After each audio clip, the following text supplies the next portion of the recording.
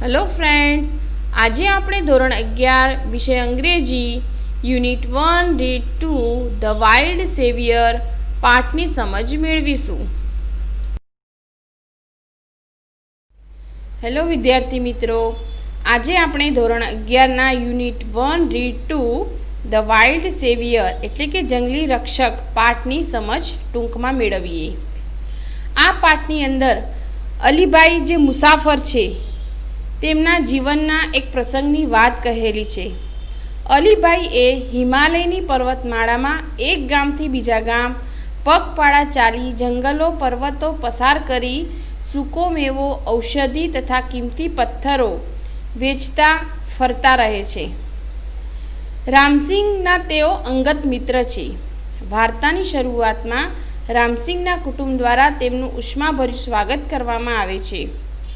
કુટુંબના સભ્યોને અલીભાઈના અનુભવો વિશે જાણવાની ખૂબ જ તાલાવેલી હોય છે. અલીભાઈ આવા એક રોમાંચક અનુભવની વાર્તા કહે છે.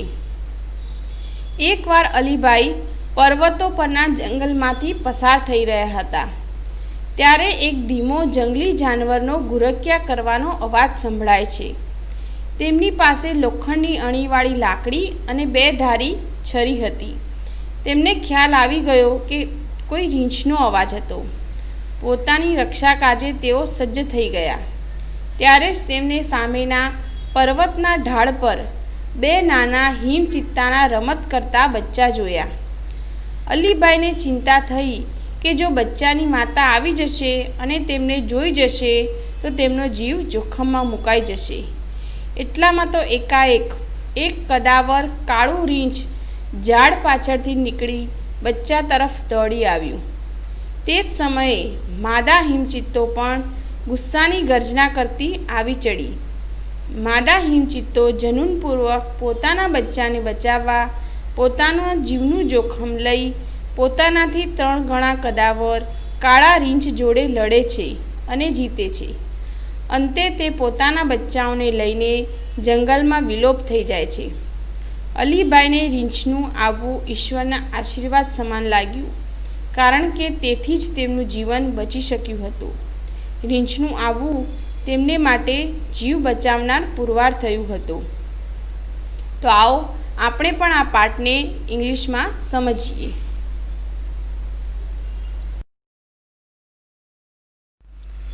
Neelam came dashing into the house, shouting joyfully, "Alibhai has come! Alibhai has come!"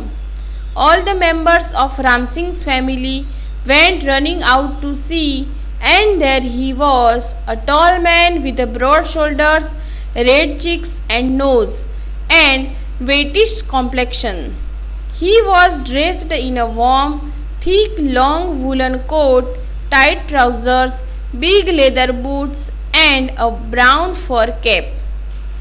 નીલમ આનંદપૂર્વક જુસ્સાથી બૂમો પાડતી પાડતી ઘરમાં પ્રવેશી. અલીભાઈ આવી ગયા, અલીભાઈ આવી ગયા. રામસિંગના પરિવારના દરેક સભ્યો જોવા માટે બહાર દોડી આવ્યા અને ત્યાં એક વિશાળ ખભાવાળો, રાતા ગાલ અને નાકવાળો તેમજ ગૌવર્ણો ઊંચો માણસ હતો. તેણે એક ગરમ અને જાડો લાંબો ઊનનો કોટ, ફીટ પેન્ટ, મોટા ચામડાના બૂટ અને બદામી રંગની રૂછાવાળી ટોપી પહેરેલી હતી. With a broad smile full of warmth, Ramsingh hugged him and said, "Come in, come in. You are most welcome, my friend." Alibhai petted everyone and spoke lovingly to each member of the family in his thick, strong voice, and made himself comfortable on a couch. Mother prepared some tea while Ramsingh talked to Alibhai. Ram Singh તેને ખૂબ જ હૂંફથી અને હાસ્ય સાથે ભેટી પડ્યા અને કહ્યું, "અંદર આવો મિત્ર, તમારું સ્વાગત છે."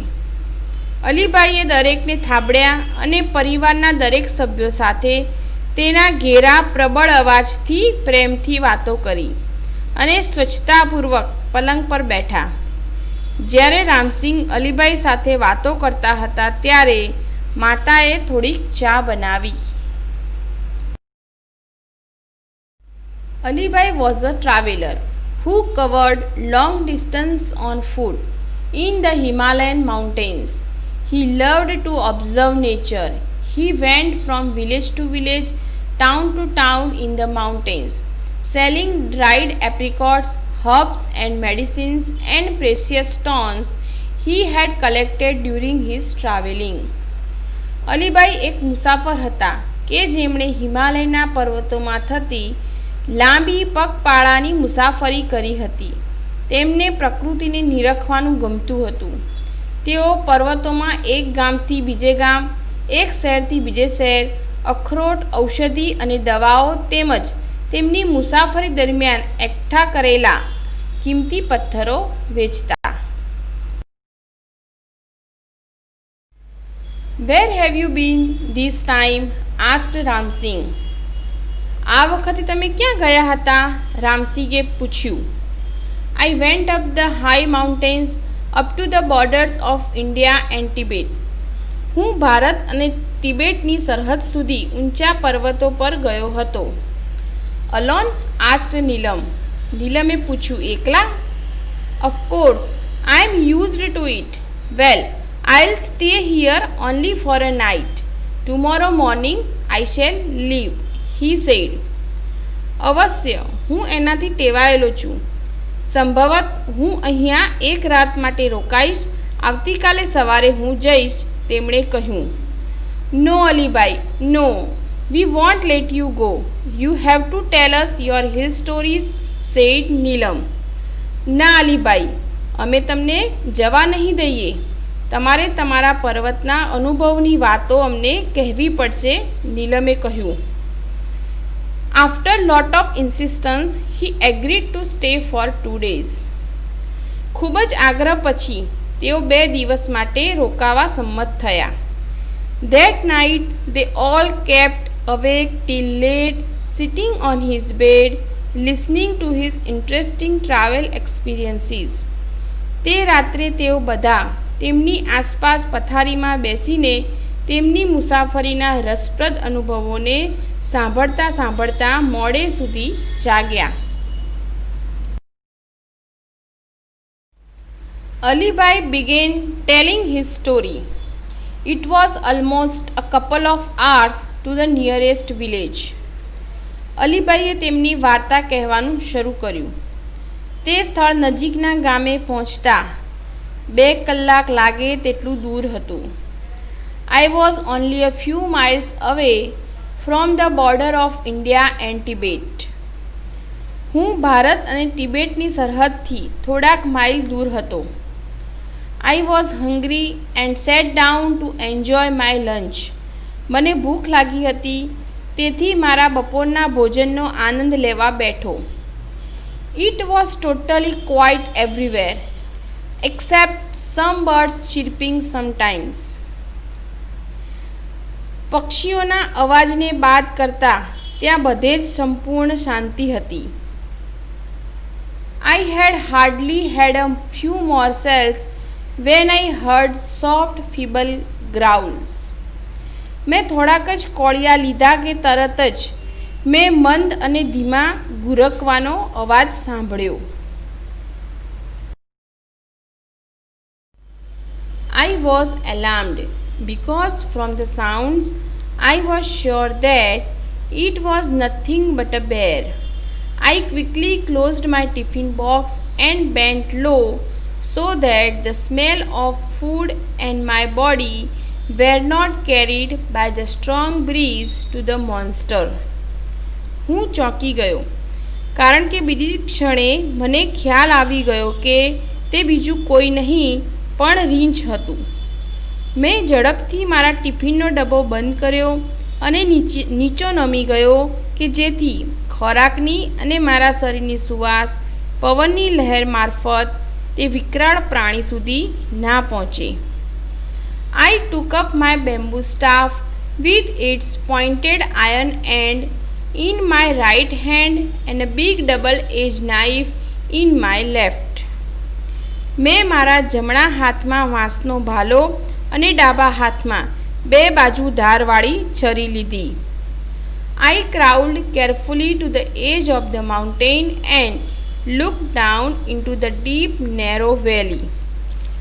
હું કાળજીપૂર્વક પેટે ઘસડાતા ચાલીને પર્વતની કિનારી પર પહોંચ્યો અને નીચે ઊંડી અને સાંકડી ખીણ જોઈ. Soon my eyes caught sight of two tiny snow leopard cubs on a small flat piece of land on the slope of the opposite mountain. તરત જ મારી આંખો પર સામેના પર્વતોના ઢોળાવની સમતલ જમીન પર બે નાના હિમચિત્તાના બચ્ચાનું દ્રશ્ય અંકિત થયું.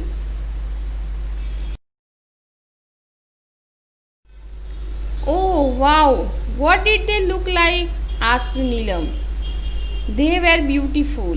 Their fluffy, snow-white furry coat matched perfectly with the snow, said Alibai, as if visualizing them just in front of his eyes. અરે બહુ સરસ. તેઓ કેવા દેખાતા હતા? નીલમે પૂછ્યું. તેઓ સુંદર હતા. તેમની રૂછાવાળી રૂવાટી બરફ જેવી લાગતી હતી. અલીબાઈએ જાણે કે તેમની આંખો સમક્ષ દ્રશ્ય જોતા હોય તેમ જણાવ્યું.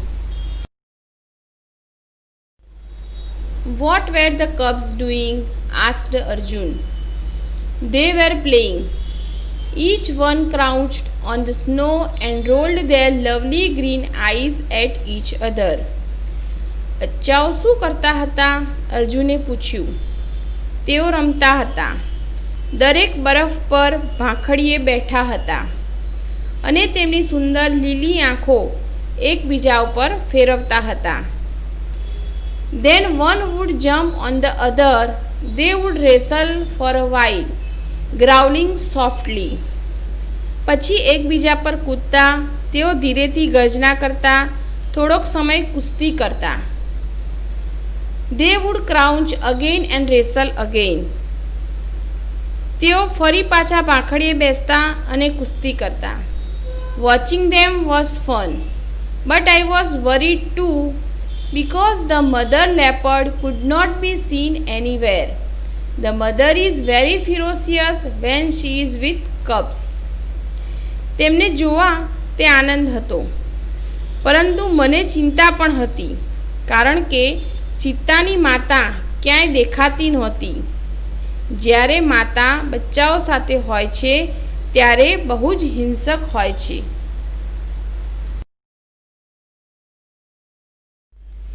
Then what happened? asked Neelam. Well, I kept close to the ground on my belly. I was worried if the mother was around. પછી શું થયું? નીલમે પૂછ્યું. બરાબર હું જમીન પર પેટના ભાગેથી ઊંધો સૂતો હતો.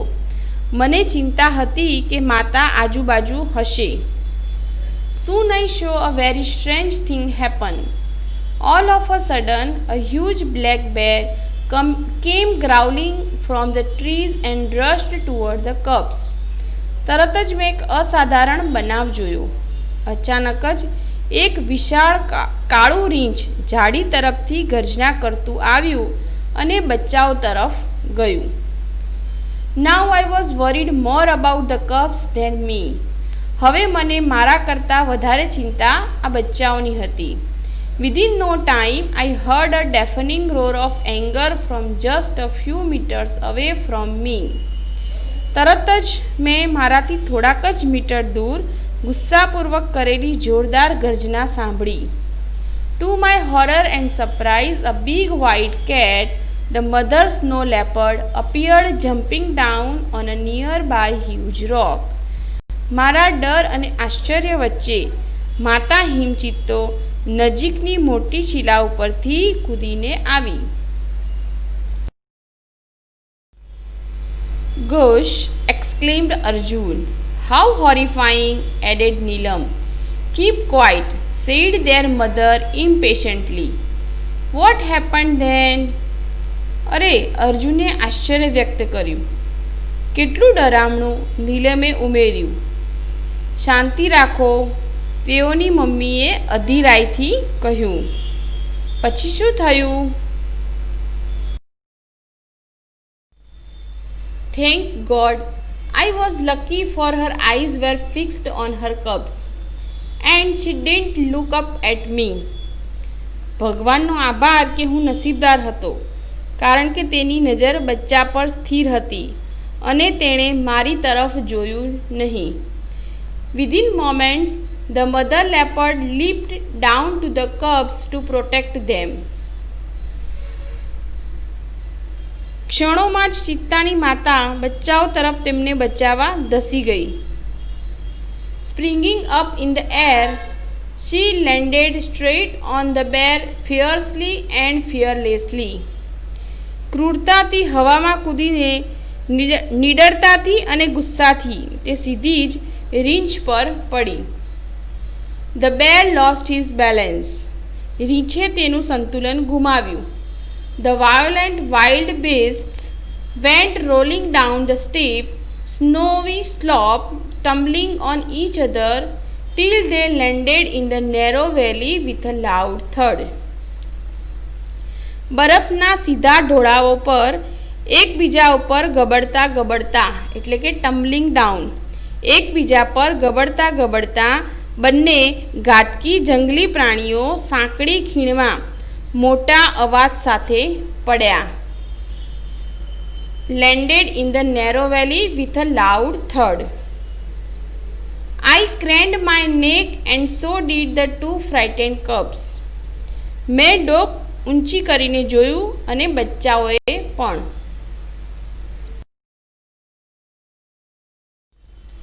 The mother instinct of protecting her young ones is very strong. Alibai, she is always ready to fight unto death for her young ones, said Ram Singh. અલીબાઈ, માતાની તેમના બચ્ચાઓની રક્ષણ કરવાની વૃત્તિ એ પ્રબળ હોય છે. તેમના બચ્ચાઓ ખાતર તે મૃત્યુ સુધી લડવા તૈયાર હોય છે, રામસિંગે કહ્યું.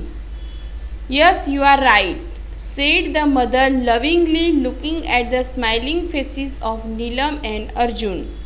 હા, તમે સાચા છો.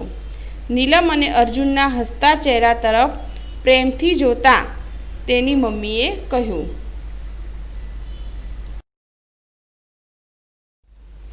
Alibai continued.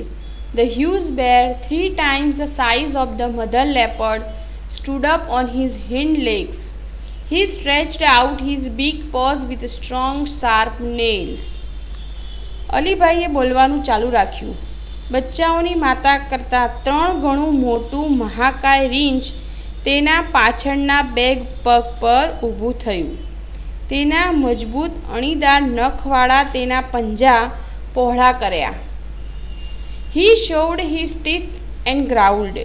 તેને દાંત બતાવ્યા અને ગુરક્યા કર્યા. The mother snow leopard looked at him for a second, snarled and with a leap knocked down the black monster. બર્ફીલા ચિત્તાની માતાએ તેની તરફ એકાદ પળ માટે જોયું. તેણે વિશાળ ગર્જના કરી અને છલાંગ મારી કદાવર કાળા પ્રાણીને પછાડ્યું. The whole valley echoed with the sounds of their fight. The snow leopard was swift and jumped about from side to side, tearing away big pieces of black furry skin of the bear. તેમની લડાઈના અવાજનો પડઘો આખી ખીણમાં પડતો હતો. માદા હિંદ ચિત્તો બહુ જ ચપળ હતી અને અલગ અલગ દિશાઓથી કૂદીને રીંછના શરીરના કાળા રૂછાઓના ટુકડે ટુકડા કરતી હતી. The bulky and slow bear failed to injure his enemy. વિશાળ અને ધીમું પડી ગયેલું રીંછ તેના દુશ્મનને ઘાયલ કરવામાં નિષ્ફળ ગયું. The fight lasted for about 10 minutes. લડાઈ લગભગ 10 મિનિટ ચાલી.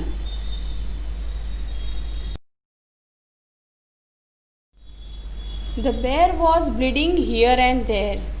Whenever the leopard attacked, the bear lifted his huge paws to cover his face.